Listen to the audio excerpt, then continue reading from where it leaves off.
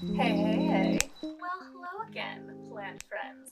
Welcome back to my channel. My name is Darylyn, and today I thought that we could revisit a topic we covered a couple of weeks ago that a lot of people seem to have a lot of fun with. And what am I if not a servant to the people? So the video in question was called Common Plants That You Can Enjoy for the Same Reasons That People Buy Rare Ones. And in it, I essentially explained that there are very specific reasons why certain plants are very coveted, highly sought after, and that contribute to why they are expensive. But then I also kind of pointed out that these characteristics are not exclusive to expensive plants. And so if you like certain premium plants that are unobtainable for you because of budgetary constraints, you could still potentially find something that you can enjoy for the same reasons for garden center prices. So since everybody liked that so much, I decided to do a part 2. So today we have more common plants that you can enjoy for the same reasons that people buy rare ones. But before we get into that, if you could please do me a solid and give this video a like. And if this topic interests you and you're intrigued, maybe even subscribe. It really helps me out with the YouTube algorithm. Additionally, please don't be shy. Join the conversation in the comments. I love reading all of your comments, and at this point in my journey, I'm still able to pretty much respond to every single one. So go ahead and tell me what your favorite common plants are and why you don't think that you need to buy the rare version of it. Okay, now that that business is out of the way, let's get started. So last time we talked about some of the big heavy hitters as far as why people buy extremely expensive plants, including variegation, velvetyness, challenging plants to keep, beautiful veins. And there were a couple of additional categories that I did have to cut for time, and because at the time I couldn't think of good examples, but I'm happy to report that I am able to include them today. So the first category is big leaves. People love big leaves. They love a plant that they can grow to an impressive size, whether that's because they want bragging rights with their plant friends or they want a huge statement piece for their space. Big leaves are always desirable if you are a plant collector.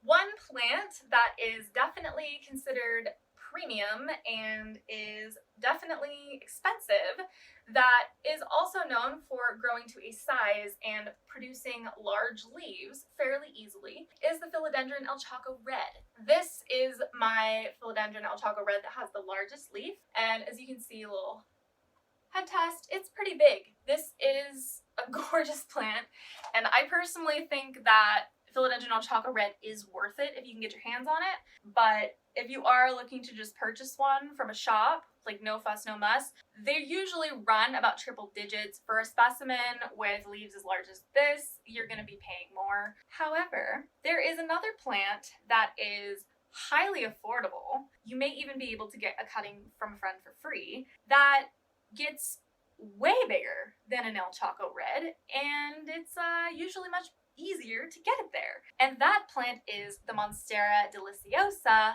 large form. Now, I do not have a Monstera Deliciosa large form in my collection currently because I just do not have space for them. They get humongous.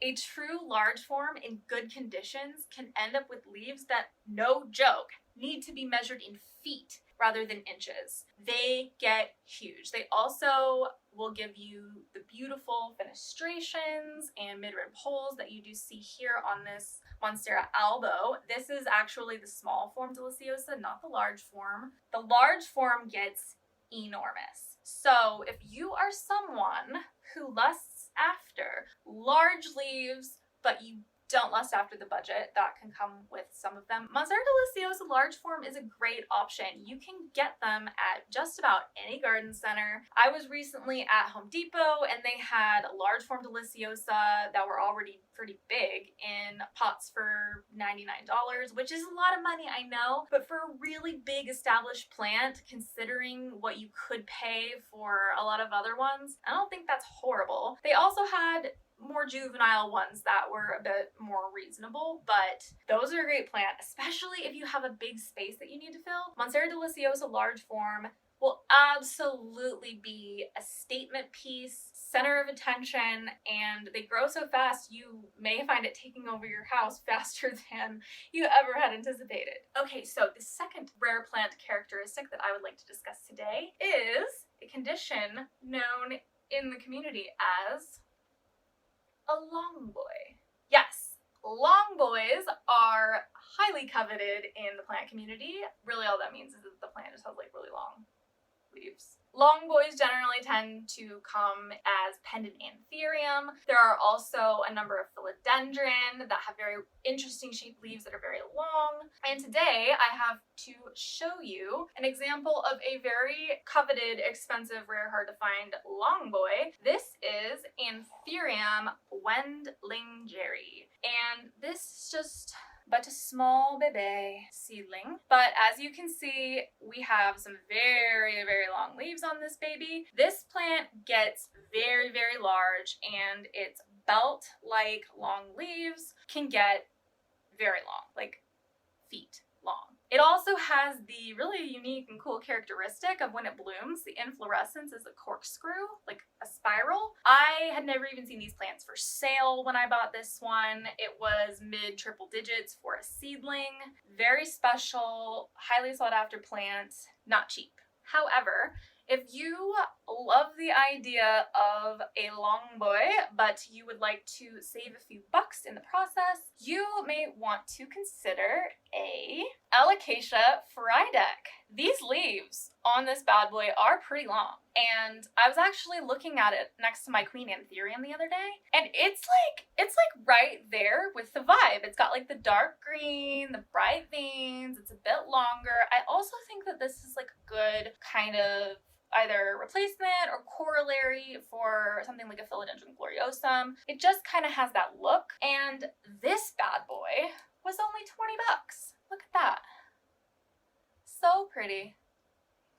Love it. Alocasia frydek, I do think is just a stunning plant. Can't really go wrong with it. Absolute classic. I think these used to be quite a bit more expensive, but I mean, I don't think there's anything wrong about cool things being more accessible for more people to enjoy. So if you want something that's gonna get long and look really striking and just look really, really high-end and bougie, but like not really expensive at all, Alocasia frydek is a good option. Just make sure you do your research on alocasia care, because alocasia can be a little bit finicky and there's a learning curve. You'll kind of see all about that. They do tend to like drop leaves, and they really need a lot of light, and they don't like to dry out. So do your research, but I mean, once you get the hang of this plant, it's like, look, it's phenomenal. Okay, so another category of plant characteristics that we didn't talk about last time that many people find highly desirable in rare or premium plants and are willing to pay a lot of money for is unique or atypical growth habit or patterns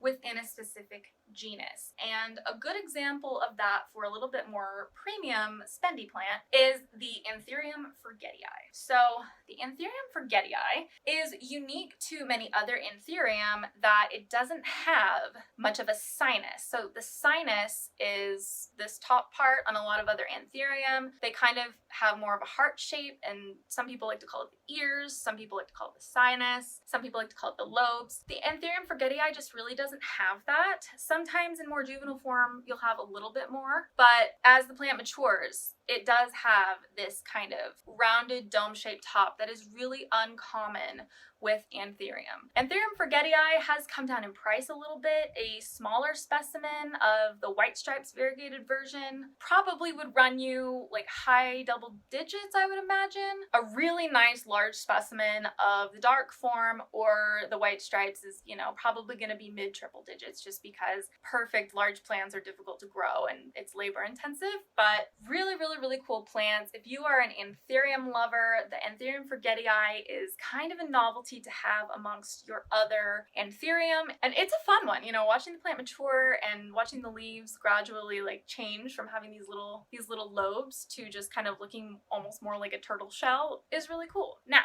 even though this isn't one of the really crazy high-end plants that we could talk about, high double digits for a plant may still be outside the realm of, you know, your budget. And in which case, if you would like to try out a plant that has very unique characteristics and growth habit from the rest of the plants in its genus, you might want to check out a Pilea Peperomioides. Now then, one thing that you may notice about the name Pilea Peperomioides is that isn't doesn't that kind of like sound like a peperomia? And yes, it does. I don't know, like for sure, because I like don't know personally the guy or whoever named this plant, but my kind of hunch is that the reason they call it Pilea Peperomioides is because it does kind of look like a peperomia. I don't have one handy, but they're also called, I think, a Chinese money plant, and they have these really long petioles and then like perfectly round leaves, and they almost kind of look like lily pads, and they grow in like this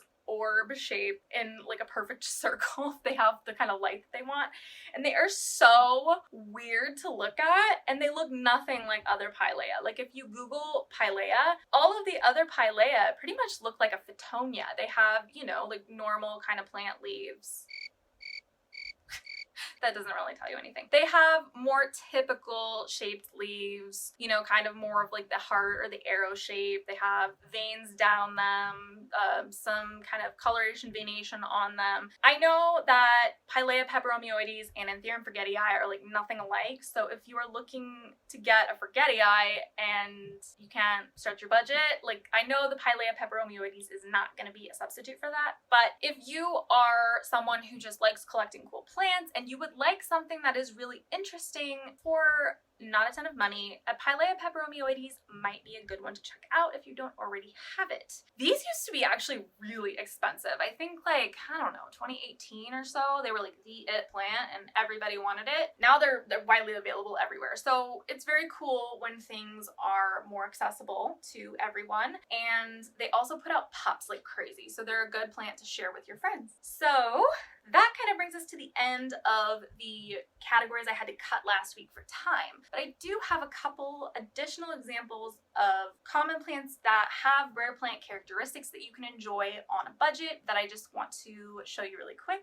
So I think last time we really kind of covered this adequately, but variegation is far and away the number one reason why people shell out money for rare plants. Last time we talked about the Marble Queen Pothos, which I 100% think is a great plant. Equally so, I would also recommend to you the Philodendron Brazil. If you are looking for a plant with variegation that you will have a ton of fun with, this is a great option. I personally think that one of the most fun parts about growing plants with variegation is that every leaf is a surprise. Well, this plant loves to surprise me. Every single leaf almost is different, and if you keep them in high light, they will throw all sorts of cool leaves, cool patterns, cool colors. They're also really fun because you can actually mount them on a pole and have them climb, and they'll get really big. So I think the combination of just really fun, unpredictable variegation and also the potential to get really large is really, really fun. And if you really want something like that, this is a good option. I was actually at a plant shop the other day and saw a big Philodendron Brazil that was actually putting out leaves that had, you know, the typical kind of green on green, but also leaves that had white variegation that was more like a silver stripe. So you can find all sorts of cool stuff out there, and you may find a common plant that has a very cool characteristic that's very unique that will make it even more special to you than, you know, any number of rare plants. So definitely recommend checking out Philodendron Brazil if you want something with cool variegation and you don't want to pay a lot of money. This is a good one. This is also a good one if you don't want to start out with super, super tiny leaves too, because you can get really big full pots of Philodendron Brazil for, you know, garden center prices at most garden centers. So one of my favorite plants, definitely recommend. Another category we talked about last week is velvety goodness. A lot of bougie, Anthurium, and philodendrons have that lovely velvety texture between velvet and suede, and I'm not gonna lie, like, who doesn't like that? We talked about philodendron micans, but another option you might want to consider that I've been actually seeing in plant shops all around San Diego where I live is the Calathea Warwickii. So this is a plant that I just think looks so bougie, but I think I got this plant for $20. But in addition to being so velvety soft, like probably one of the softest velvety plants that I've ever felt. I'm not really much of a leaf petter, but that's really satisfying. In addition to being extremely velvety, this plant just has a lot of the other characteristics that we talked about too. It is dark, it has long leaves. I don't think people really think of Calathea very often when they're thinking of long leaves or Calathea being long boys, but I would be absolutely thrilled if my friggin' philodendron melanochrysum would give me leaves this big. Okay, I'm not gonna go on a melanochrysum is annoying tangent again because I think I've covered that on this channel. But as I was saying, beautiful long leaves, super dark, gorgeous pattern. I guess I would say that counts as variegation. Beautiful variegation pattern. Also, the underside of the leaves are purple, which is so cool. They move around. They also are a bit of a challenge, and that can be fun if you're looking to level up in your plant care skills. Beautiful, beautiful, beautiful plant. I honestly can't believe that they are not more expensive, but I guess that's just everyone's gain at home because you could probably go out and find one of these bad boys somewhere today for 20 bucks and get your bougie plant fix for pennies on the dollar. So another category we talked about last week was beautiful veins. We talked about the Alocasia black velvet. I'm actually going to bring back the Alocasia frydek because I don't have examples of the plant I'm going to talk about handy. Okay, now that I have a plant for tax, and I mean, this one has nice veins. This is a good option too. But veins, super classic. I don't think that trend is ever going away. Lots of expensive veiny boys out there. This is an option, once again, like $20. But another option, if you want something that's like just really striking and just really veiny, is a zebra plant. I don't have one handy, but they are big, dark green, super bright veins. They have cool lobes. Very striking plant. Way veinier than this. So if you love the veiny look, but you can't just wrap your mind around how much some of those plants cost, a zebra plant could be a very good option. Alright, plant friends, so that is gonna be it for today, but I hope that you guys have enjoyed a little bit further deep dive into pulling the veil back off of how to enjoy plants without spending tons and tons of money. I think we all kind of know that like which plants are expensive and which plants aren't is kind of arbitrary, and it really just depends on which ones have gone into tissue culture and which ones haven't. I think some of these plants actually did used to be more expensive and the prices have come down. If people lose interest in they go out of tissue culture production, eventually they could be really expensive again. So I guess get them while you can, but I'm gonna go ahead and leave it there for today. Thank you so much for hanging out with me, and I hope to see you again soon.